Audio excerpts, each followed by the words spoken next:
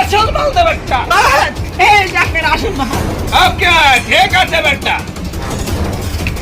বাস বাস বাস, আরেকটা গরম গরম খবর বল। কিসের খবর বল? আপনি কি বাংলাদেশের খবর রাখেন নাকি? এই আমি এই বাংলাদেশের সবাই আপনার খবর ঘর থেকে ছেলেকে 100 কোটি টাকার হীরা নিয়ে ছেলেকে পানির নিতে আছে, পানির নিতে। কোথায় আছে?